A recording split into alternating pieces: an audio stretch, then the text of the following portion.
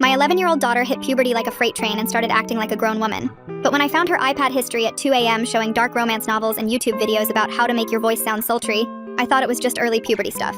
Then I discovered Discord messages from Jake from basketball, who'd been telling her for 4 months that she was mature for her age and special, with exact instructions to meet him at Millennium Park, while telling me she'd be at the library studying. Parents, how did it feel when your child turned into a walking disaster? My 11-year-old daughter started acting like a grown woman, and I thought it was just early puberty stuff. But then I realized something much darker was happening. My daughter was one of those girls who hit puberty like a freight train. 1 month she was my little girl in Pokemon t-shirts. The next month I was desperately searching the junior section because nothing in kids' sizes would button across her chest. She started noticing the attention before I could pretend it wasn't happening. We were at Target when she said, casual as anything, that the man in electronics had followed us to 3 different aisles. She didn't sound scared, just stated it like a fact, like she was telling me it might rain. It got bad when she started consuming content that no 11-year-old should even know existed. Her iPad history at 2 a.m. showed romance novels about CEOs and secretaries, bookmark folders labeled dark romance and age gap. She'd discovered Wattpad, an archive of our own, reading explicit stories about innocent girls and men who know better. Her YouTube algorithm had shifted completely. Makeup tutorials for that clean girl aesthetic, how to look expensive, feminine energy that drives men crazy. She was watching videos about how to walk in heels, how to make your voice sound more sultry, how to flirt without being obvious. When I tried to stop her from consuming that content, she turned into someone I didn't recognize. She started using therapy speak to manipulate every conversation. I was gaslighting her when I set boundaries, being toxic when I said no to crop tops, emotionally abusive for taking her phone at night. She'd learned these words somewhere and weaponized them perfectly. Her friend group shifted overnight. The girls her age were suddenly so immature and childish.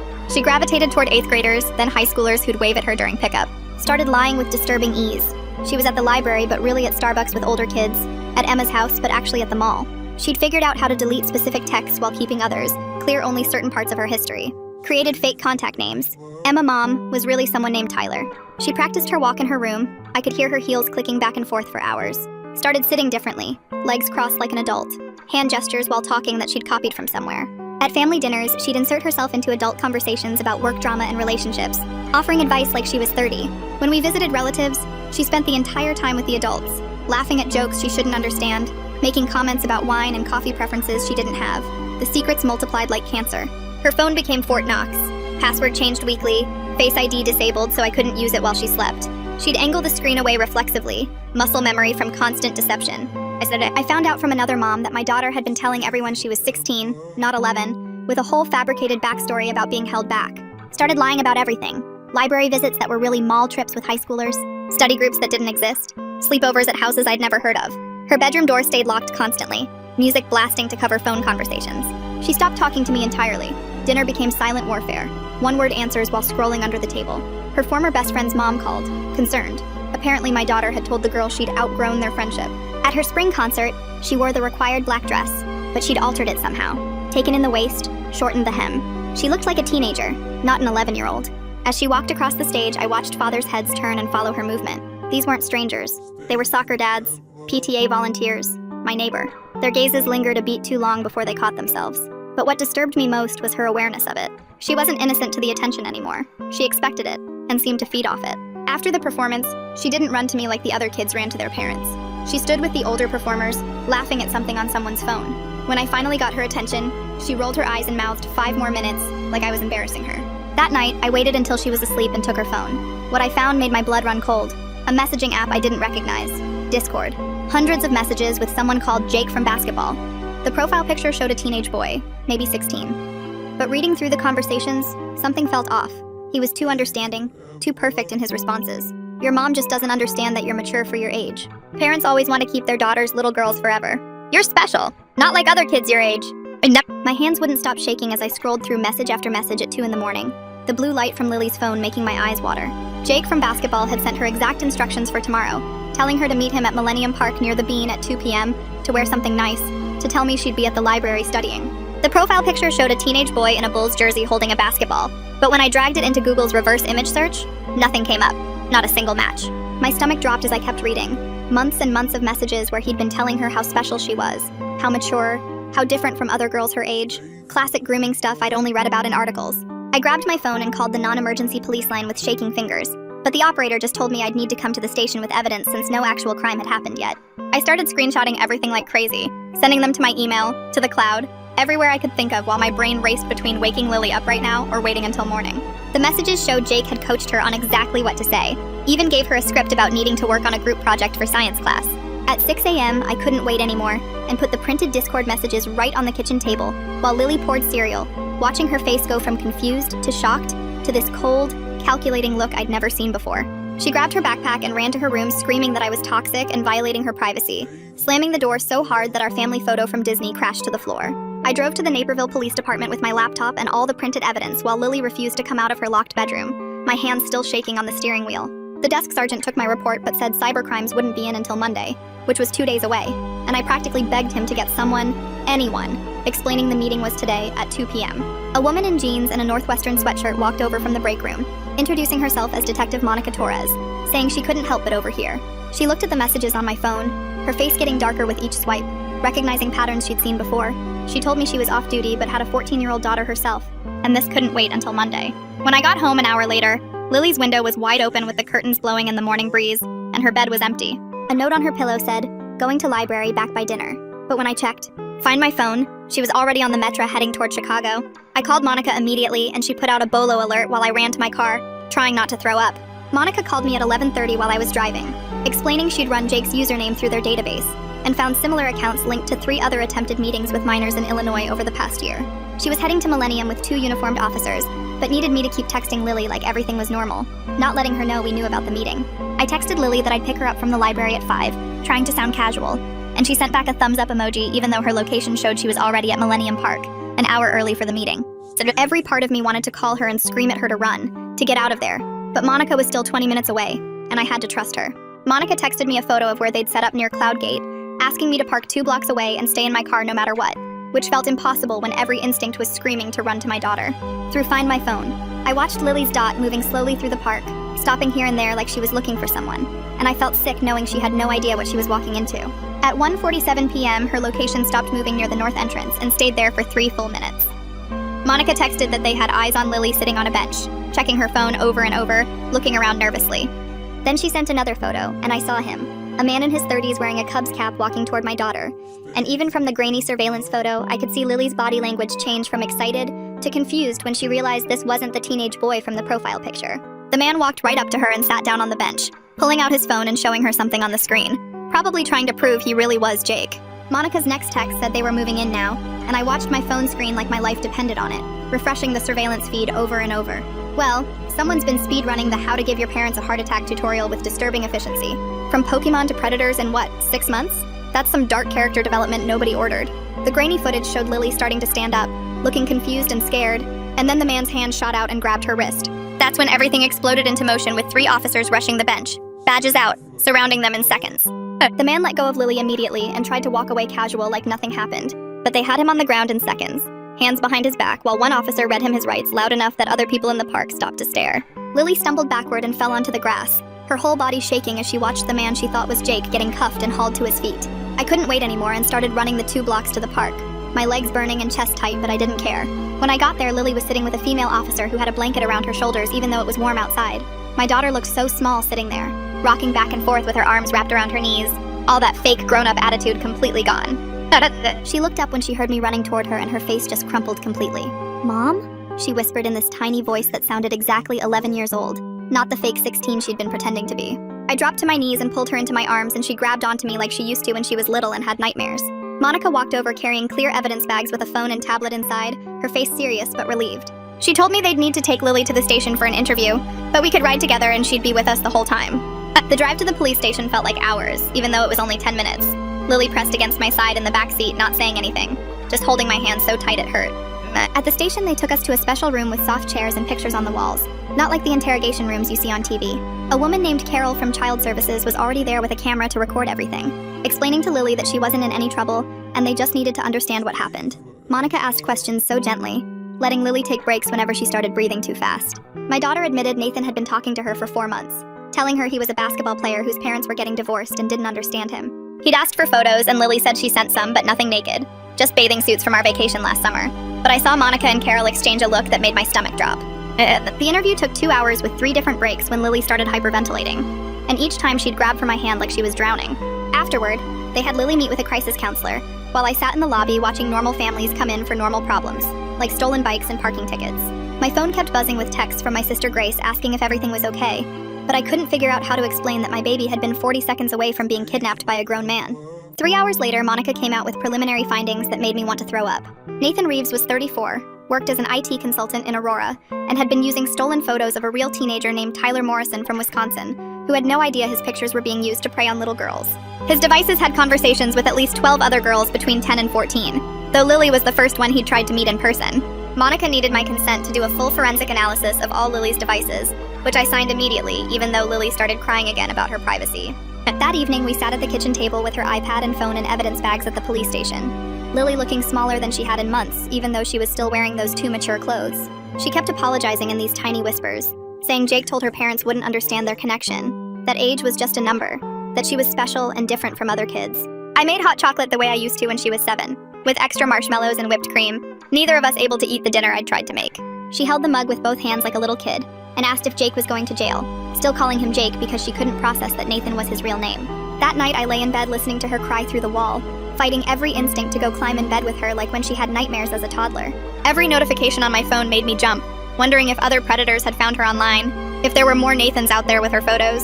I emailed her principal about needing an extended absence and started researching therapists who specialized in online exploitation, finding dozens in the Chicago area, which told me how common this nightmare was. Sunday morning, Grace drove through the night from Milwaukee after I finally called her, taking one look at my exhausted face before pulling me into the kind of hug that made me fall apart completely. While Lily slept, I told Grace everything, admitting I'd found the Discord app weeks ago, but thought it was just for gaming with school friends. Grace works in software development and asked to see all of Lily's social media accounts, her face getting darker with each platform I didn't even know existed. She found accounts on Telegram, Kik, Snapchat with disappearing messages enabled, and a TikTok where Lily claimed to be 16 and lived in California. The digital footprint showed such a sophisticated understanding of hiding online activity that I realized how completely outmatched I'd been by my own 11-year-old. Grace started documenting everything for the police, creating a timeline of when each account was created and cross-referencing the dates with changes in Lily's behavior. Monday afternoon, Monica called with news that made me sick to my stomach. Nathan had made bail set at $50,000 with conditions including no internet access and staying away from minors, but that meant he was out there, only 20 minutes away in Aurora. The detective assured me he was wearing an ankle monitor and had surrendered his passport, but I started checking door locks obsessively, installing a new deadbolt and a chain lock that same day. The next morning, Lily sat on her bed in her pajamas when I went to wake her for school. She pulled her knees to her chest and shook her head when I held out her uniform. I could see the fear in her eyes as she whispered that everyone would know what happened. My heart broke watching her shrink into herself like that. I didn't have it in me to force her, so I called my marketing job and told them I had a family emergency. We spent the day on the couch watching old Disney movies she hadn't asked for in over a year. She curled against my side the way she used to when she was little. Every time a phone buzzed on the TV, she would flinch and press closer to me. That afternoon, we had our first appointment with Dr. Rachel Kim, the child psychologist Monica had recommended. Her office was nothing like I expected, with stuffed animals on every surface and art supplies covering a whole wall. Lily walked straight to a basket of markers and started drawing while the doctor explained how predators target girls like her. She said they look for early developers who feel different from their peers and validate their feelings of being more mature. Everything Lily had been going through suddenly made horrible sense. That night, Lily asked if she could sleep in my bed and brought Mr. Elephant from her closet. She'd hidden him months ago when she decided stuffed animals were for babies. Around 2 in the morning, I woke up to find her sitting up and staring at the corner where her phone charger used to be. She asked in this tiny voice if Jake would try to find her now that he was out on bail. I held her tight and promised he couldn't hurt her, but I wasn't sure I believed it myself. Tuesday morning, Principal Whitman called asking for a meeting, and his tone made my stomach drop. In his office, he closed the door and explained that several parents had been complaining about Lily's influence on their daughters. They said she'd been teaching them about dark romance books and sharing mature content on group chats.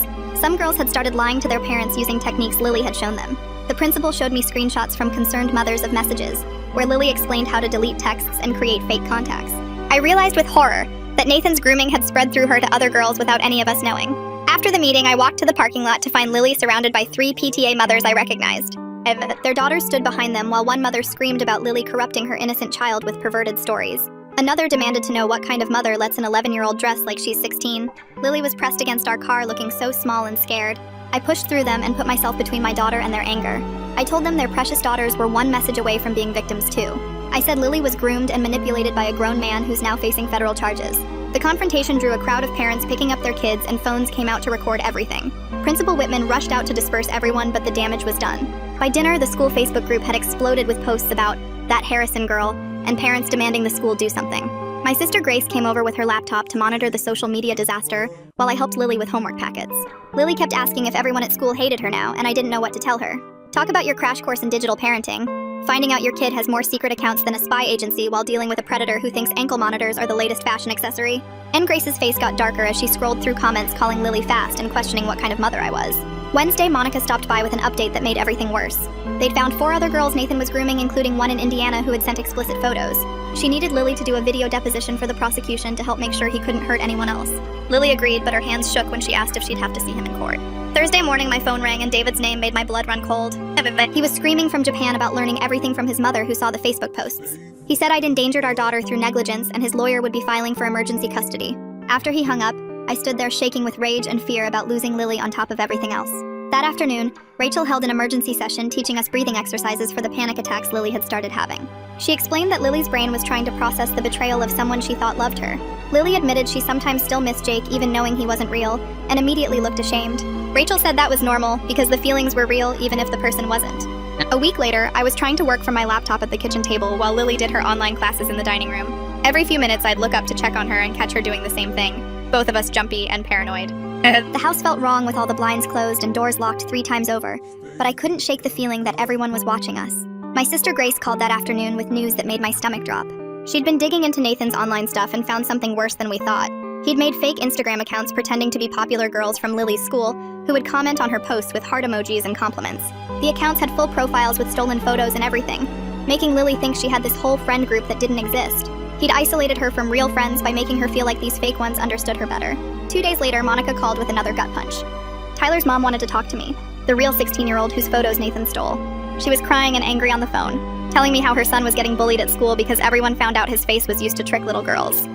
Kids were calling him a predator even though he was a victim too. She said she understood it wasn't our fault, but hearing the pain in her voice made me feel sick with guilt I hadn't expected. That same night, Lily's old friend Sophia texted me asking if Lily was okay because her mom wouldn't let them talk anymore, but she didn't believe what people were saying about Lily being bad.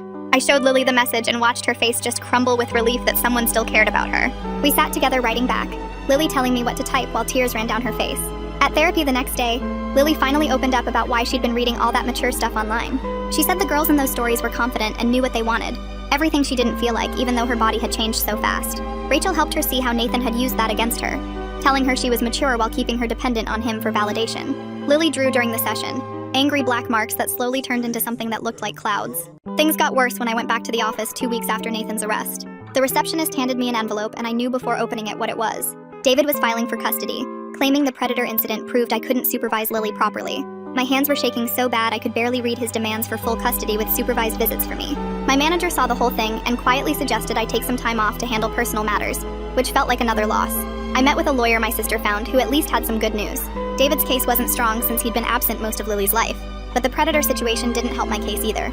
She told me to document everything, including therapy attendance, working with police, new locks on the house, everything that showed I was protecting Lily.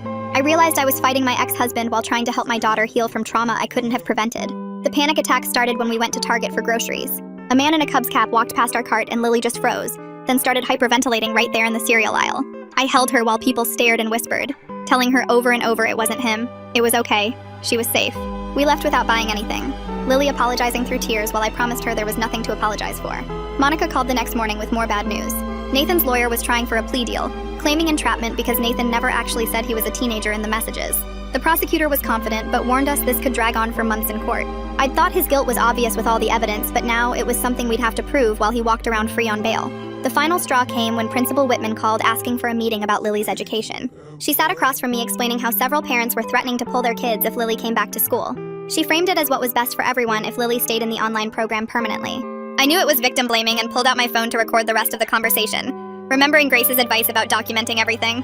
Principal Whitman's face went red when she saw my phone recording, but she kept talking anyway, saying the board was considering my options and that homeschooling might be best for everyone involved. I left her office shaking with anger and called Grace right away, asking her to look into whether the school could legally do this.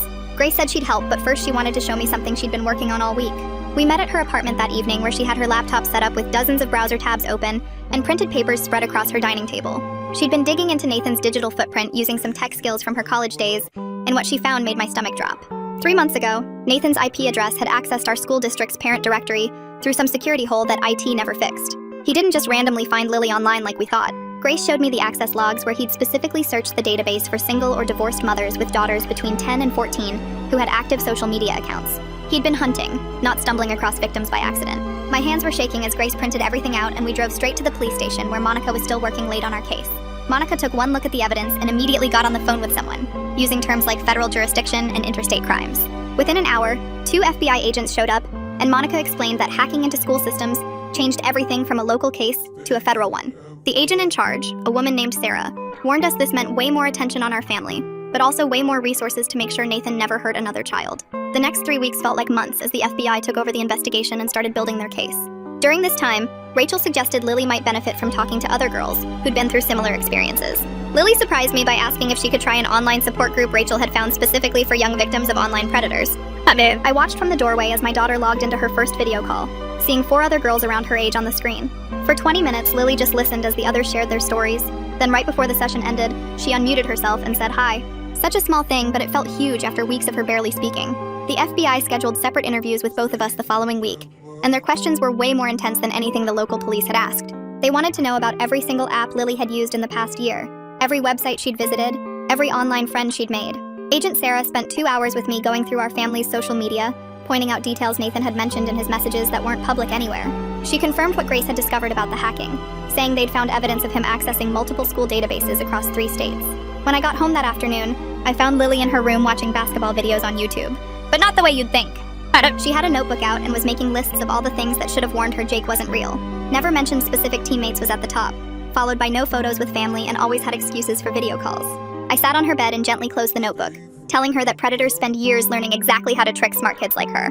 She looked at me with tears in her eyes and asked why she didn't see it, and all I could do was hold her while she cried. 2 days later, everything exploded when David showed up at our house without any warning. I heard his rental car pull up and looked out to see him storming up the driveway, already yelling about taking Lily back to Japan with him immediately. The confrontation happened right there on our front lawn with half the neighborhood watching from their windows. He was screaming about me being an unfit mother, about how this never would have happened if Lily lived with him, about his rights as her father.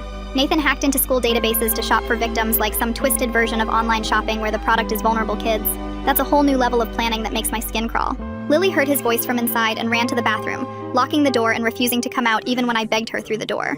David tried to push past me into the house, but I blocked him, my hand already on my phone ready to call 911. He finally backed off when I started dialing, but not before promising this wasn't over and that his lawyer would be calling. After he left, it took me an hour to coax Lily out of the bathroom, and she spent the rest of the night in my bed, something she hadn't done since she was 7. Grace came over the next morning with her laptop and a determination I'd never seen before. She spent 6 hours creating a detailed presentation for our custody lawyer, documenting everything about David's absence from Lily's life. 3 visits in the past year, each one lasting less than 48 hours. Missed birthdays where he sent money instead of showing up. Canceled holidays with last-minute business excuses. Child support payments that were consistently 2 to 3 weeks late. She also documented my response to the crisis with timestamps of every police report, every therapy appointment, every meeting with school officials. The custody lawyer looked through it all and said it was compelling evidence, but warned that family court could be unpredictable, especially with international custody issues. Rachel suggested we try a joint therapy session to address the guilt that was eating me alive. I hadn't realized how much Lily had picked up on my self-blame until we were sitting on Rachel's couch together, and Rachel asked me to share what I'd been feeling. I broke down explaining how I should have seen the signs, should have checked her phone more, should have known something was wrong.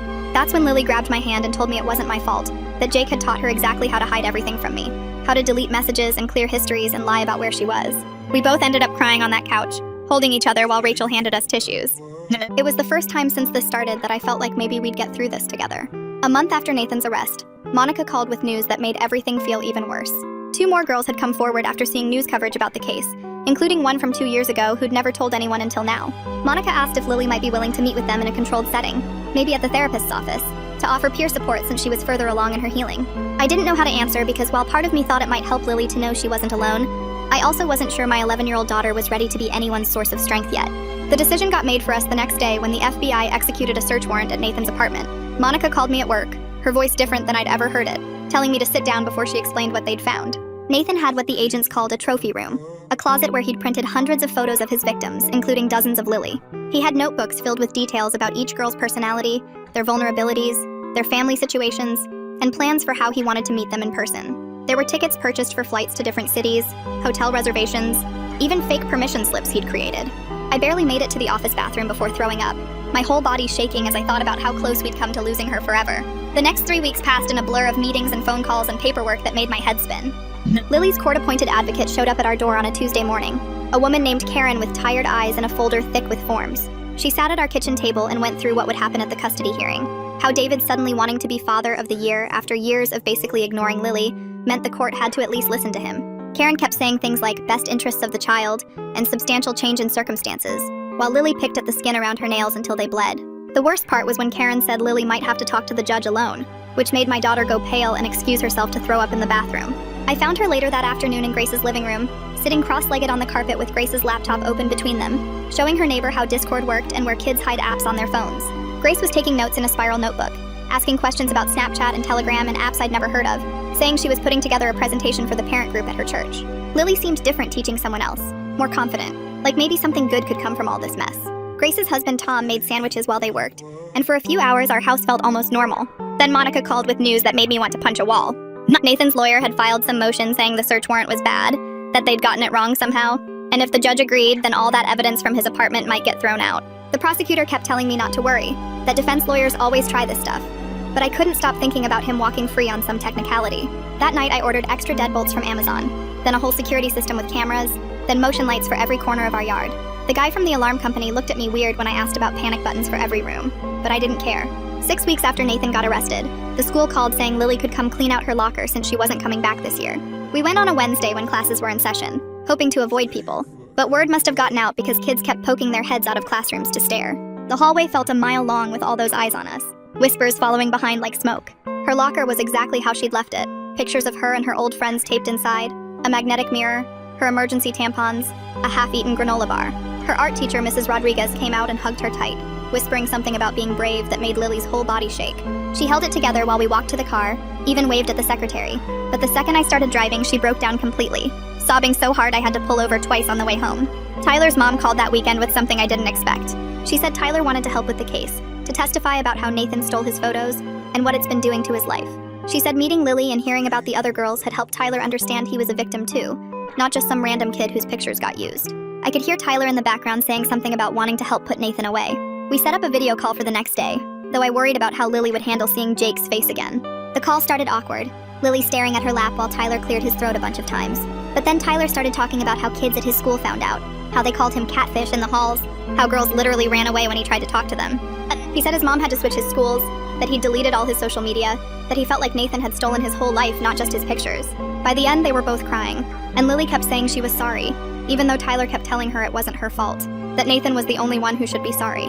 2 months after the arrest, we had to go to court for the custody hearing. David showed up in a new suit with some lawyer who looked like he charged $500 an hour, talking about how he'd rented a bigger apartment and cut back his travel schedule.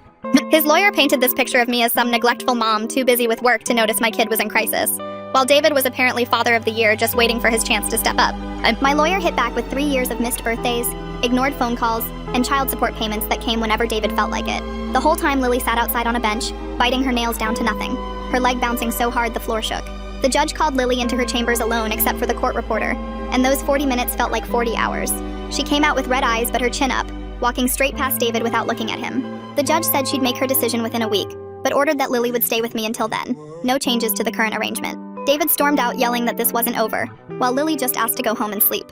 We started new rules after that, trying to find some kind of normal. No phones or tablets in bedrooms, everything charged in the kitchen overnight. Sunday became our digital detox day. No screens at all, just board games and cooking and walks around the neighborhood. Grace started teaching Lily coding over video calls, Python basics that Lily picked up faster than I expected. The house felt weird without constant notification sounds. Too quiet sometimes, but also calmer. Lily started reading actual books again, checking out stacks from the library, though I noticed she picked ones about girls surviving bad things, fighting back, getting stronger. Then Monica called with news that made my stomach drop. Nathan's motion got denied, which was good, but he'd hired some big-shot defense lawyer known for making victims look like the bad guys. The prosecutor warned us to get ready for them to attack Lily's character, to twist everything to make it seem like she wanted this to happen, like an 11-year-old could somehow be responsible for a grown man's crimes. Grace showed up that weekend with her laptop bag and a determined look on her face, pulling me into the kitchen while Lily was upstairs. Grace showing up with her laptop bag and that look means business. This woman went from learning what Discord was to becoming the neighborhood's tech-savvy crusader against online predators faster than you can say parental controls. She opened her laptop and showed me lines of code that meant nothing to me, but then she clicked over to a simple interface with big buttons and clear labels. She'd been working on this app for months, something that could help parents monitor their kids' devices without being too invasive, with filters that caught grooming language patterns and suspicious age gaps in conversations. She wanted Lily's input on what would have actually helped, what wouldn't have made her just hide things better. I watched my daughter sit at the kitchen table, pointing at the screen and suggesting features like alerts for location spoofing and fake profile detection, her voice steady as she explained how predators operated based on her own experience. 10 weeks had passed since Nathan's arrest when Rachel, Lily's therapist, called me in for a parent session. She showed me her notes from their sessions, pointing out the progress markers like maintained eye contact, decreased panic attacks, and Lily finally expressing anger at Nathan, instead of blaming herself for being stupid. The online school was working better than expected, though Rachel said we'd need at least a year of therapy, maybe more, and my insurance was already sending letters about coverage limits. The custody hearing came 3 days later, the judge reading his decision in a monotone that made my heart pound. Joint legal custody would continue, but I'd keep primary physical custody, with David getting supervised visits that would eventually build to weekends. His lawyer was on his feet immediately, saying they'd appeal, but I felt my shoulders drop with relief because at least Lily would stay home with me. The prosecutor's office called Lily in the next week to prep her testimony, explaining she could testify through closed-circuit TV from another room. The prosecutor, a woman who looked like she hadn't slept in days, walked Lily through what would happen, warning her that the defense would try to confuse her or make her feel guilty, that they might ask about her clothes or her social media posts. Lily took notes in a spiral notebook, treating it like studying for the most important test of her life, asking questions about legal terms and writing down the answers. Then Monica called with news that made me want to throw something. But Nathan had been caught at a public library using their computers, violating his bail conditions, and was immediately rearrested.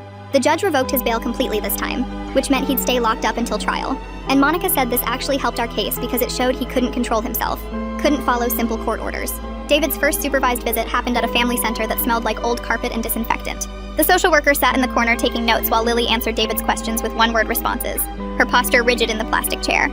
When David started criticizing how I'd handled the situation, Lily's head snapped up and she told him he didn't get to judge when he'd been gone for months, when he'd chosen work over being there, her voice sharp enough to make him step back. 3 months after Nathan's arrest, Lily asked if she could try an in-person support group for teen survivors that met at the community center downtown.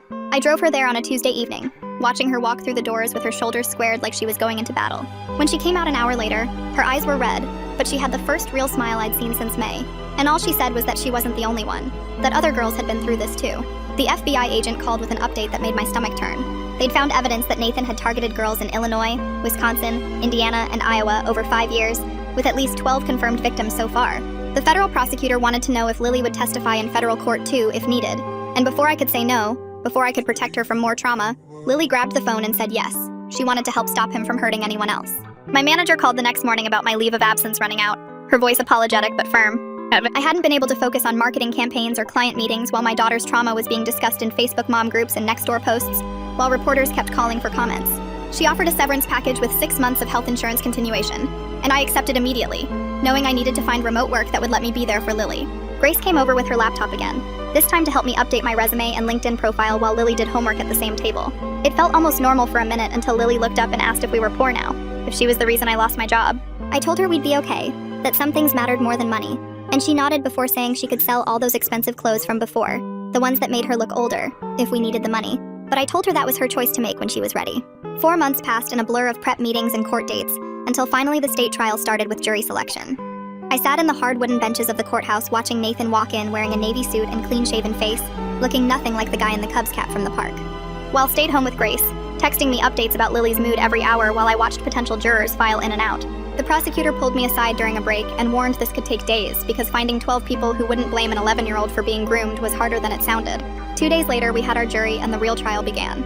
Lily testified from a small room down the hall with a camera, while I watched on a monitor in the gallery, my hands gripping the bench so hard my knuckles went white. Her voice came through steady and clear as she explained how Jake made her feel special and understood and mature for her age. The defense attorney kept trying to suggest she pursued the relationship, but Lily just kept saying she was 11 and he was an adult who lied about everything. I'd never been prouder of my daughter than watching her refuse to let them twist her words. Tyler took the stand next, this skinny 16-year-old kid from Wisconsin, whose photos Nathan had stolen from his mom's Facebook page. He explained how his whole life got turned upside down when girls at school started saying they'd been talking to him online when he'd never met them. The defense tried suggesting he was partly responsible for having photos online, but Tyler shot back that victim blaming wouldn't work here. Several jury members were nodding as he spoke, and one woman was wiping her eyes. The next day brought testimony from 3 other girls via video link from different states. A 13-year-old from Ohio whose parents were divorced, a 12-year-old from Texas, who developed early like Lily, a 16-year-old from Florida, who Nathan had tried to meet 2 years ago. Their stories were so similar it was scary. all isolated from friends their age, all told they were mature and special, all gradually pushed toward meeting in person. The girl from Florida broke down describing the years of therapy after Nathan showed up at her school, claiming to be her cousin. Against his lawyer's obvious frustration, Nathan decided to testify on day 4. He sat there in his suit claiming he thought Lily was 16 based on her photos, and how she talked, acting like the victim of some misunderstanding. The prosecutor destroyed him piece by piece with his own messages, reading out loud where he mentioned her 5th grade classes and 11-year-old friends and elementary school events. Nathan's face got redder with each question until he snapped at the prosecutor about twisting his words. And suddenly the whole jury saw the real predator under the clean-cut act. During lunch break, I went to the courthouse cafeteria for coffee and found myself face to face with an older couple I recognized from the gallery. Nathan's mother approached me with tears streaming down her face, apologizing over and over for what my family went through. She started telling me how Nathan was abused as a child by a neighbor, like that somehow explained everything, like that made it okay. I set down my coffee and walked away without saying anything, because there was nothing to say. The closing arguments on day 5 painted 2 completely different pictures of what happened. The prosecution showed a calculated predator who studied his victims and picked the vulnerable ones, while the defense claimed a lonely man who made mistakes but never meant real harm. Lily watched from home with Rachel, texting me that the defense attorney was gaslighting everyone by acting like Nathan was somehow the victim. The jury went to deliberate that afternoon and didn't come back. 3 days of waiting nearly killed me. I couldn't eat anything but crackers, couldn't sleep more than 2 hours at a time, kept checking my phone every 30 seconds for updates from the prosecutor.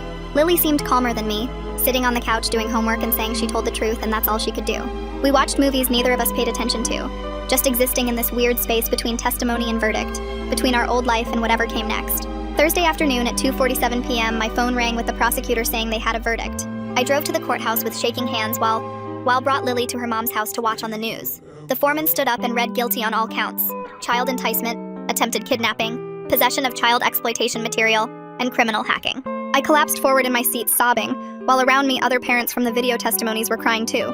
Tyler dropping truth bombs on the defense team while representing every stolen identity victim out there? This kid turned his nightmare into pure courtroom gold, making jury members reach for tissues and the defense lawyer reach for excuses.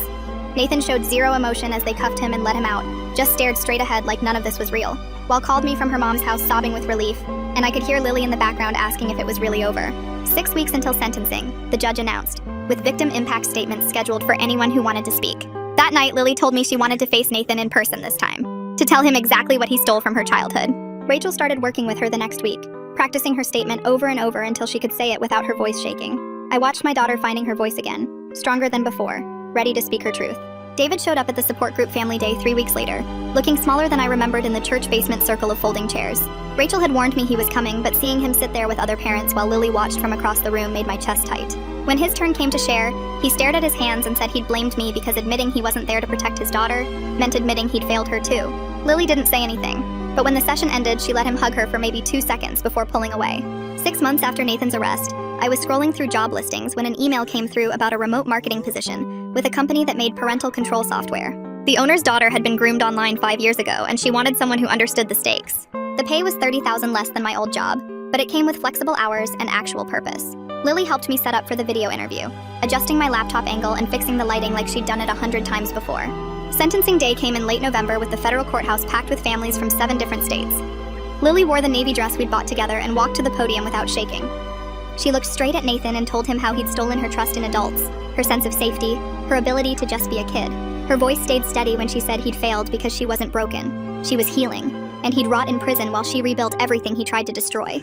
Nathan's face twisted with actual rage at being challenged by a child in front of everyone. The judge took 20 minutes to read through all the charges before sentencing Nathan to 25 years federal time with lifetime supervision and sex offender registration. His lawyer immediately filed an appeal, but the marshals cuffed him right there.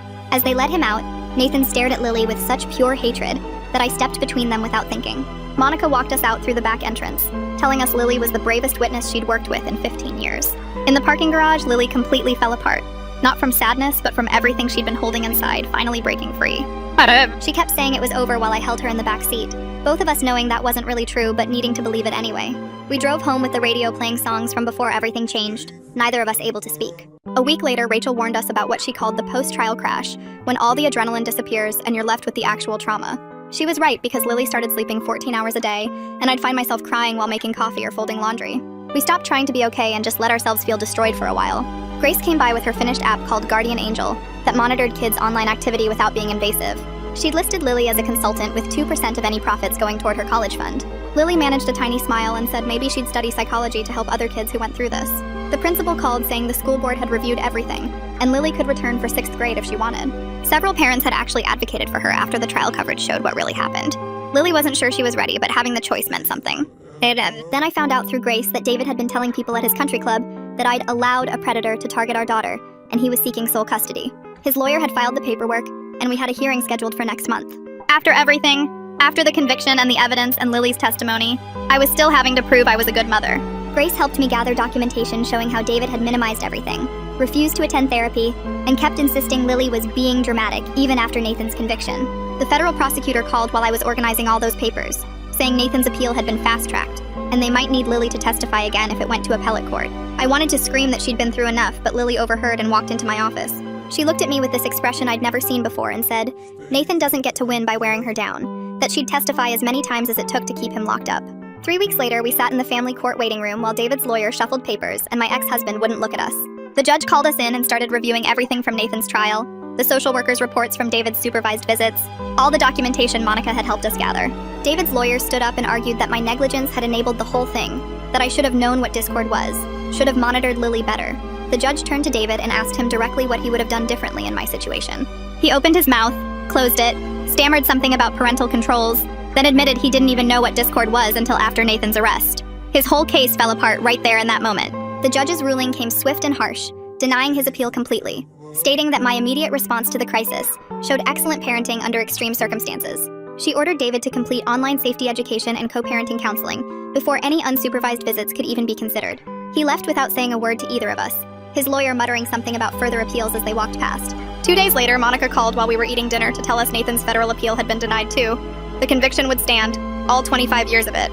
She mentioned almost casually that he'd been attacked in prison last week, was in protective custody now, might stay there the whole sentence. I waited to feel something, anything, but there was just emptiness where the anger used to be. Lily processed it differently, saying quietly that maybe now he knew what it felt like to be vulnerable and afraid of someone bigger and stronger. The last week of school arrived, and Lily decided she wanted to try going back, just a test run before fall. I walked her to the entrance where Sophia waited with a poster board sign covered in glitter that said, "Welcome back," with hearts all around it. Kids stared, some whispered behind their hands, but a few waved and smiled. She made it through the half day, coming home exhausted but proud, collapsing on the couch and telling me she did it. She actually did it. Summer came different than any summer before, 8 months since that night in Chicago, and Lily signed up for theater day camp where nobody knew her story. I sat in the back row of their little show watching her sing some song about believing in yourself, laughing with the other kids about forgotten lines and wrong notes, looking exactly like what she was, an 11-year-old girl having fun. Normal moments felt like miracles after everything we'd been through. The survivor advocacy group contacted us about speaking at their family safety event, and Lily said yes before I could worry about whether she was ready. She wore her old Pokemon shirt that she'd hidden in the back of her closet for months, standing at the podium for just 5 minutes talking about how predators make you feel special and grown up, but it's all lies. Parents came up afterward with tears in their eyes, saying they went home and checked their kids' phones that very night, found apps they didn't know existed. We started visiting David for his supervised sessions at the family center, watching him slowly build something with Lily he'd never had before. During one visit, he actually apologized, not for the custody battle, but for being the kind of father who wouldn't have noticed something was wrong, who traveled so much he didn't know his own daughter. Lily didn't say she forgave him, but she taught him about Discord, showed him how predators operate online, explained what grooming looked like. The 1-year anniversary arrived quiet and heavy, Lily having nightmares the whole week before, waking up crying about things she couldn't quite remember. I took the day off and we visited Rachel first, bringing flowers to thank her again for everything she'd done for us. Then we got ice cream even though it was barely noon, saw some silly animated movie, held hands in the dark theater like she was 5 again. That evening she went through her phone and deleted the last pictures from her grown-up phase, the ones where she looked 16 instead of 11, saying she wanted to remember who she really was, not who Nathan tried to make her become. September brought 7th grade at a new school across town where she was just another kid in the hallway, not that girl from the news. She made friends slowly, joined art club, kept her phone in her backpack during classes without anyone having to tell her. Dropping her off that first morning, watching her disappear into a crowd of kids all wearing too much body spray and trying to figure out their locker combinations, the ordinary beauty of it made me cry right there in the parking lot. The judge really said, "Let me end this man's whole custody argument," and David basically testified against himself. Nothing like watching someone realize they don't even know what Discord is while trying to blame someone else for not knowing. Saturday morning, I found her in the kitchen making pancakes from scratch, something he therapist taught her as a grounding exercise when anxiety got bad. We ate breakfast together talking about normal things like school play auditions next week, this boy in art class who was kind of cute but totally immature, whether we should finally get that dog she'd been asking about since she was 8. Outside our window, neighbors walked their own dogs, carried groceries, lived their own complicated lives with their own secrets and struggles. My phone buzzed with some notification, and neither of us flinched anymore. That learned panic response finally fading after months of safety. We weren't the same people we'd been before Nathan. Would never be those people again. Too much had happened. Too much had been taken and learned and survived. But sitting there eating pancakes on a regular Saturday morning, Lily laughing at some video on the approved YouTube Kids app, sounding exactly like the 12-year-old she was supposed to be, I realized that was enough. We'd survived the worst thing I could imagine. We were healing one day at a time, and we had all the time in the world to figure out the rest. Look at them taking back Saturday mornings with pancakes and a little crush talk. Proof that therapy comes in all kinds of flavors. If you made it to the end, drop a comment. I love reading all your comments.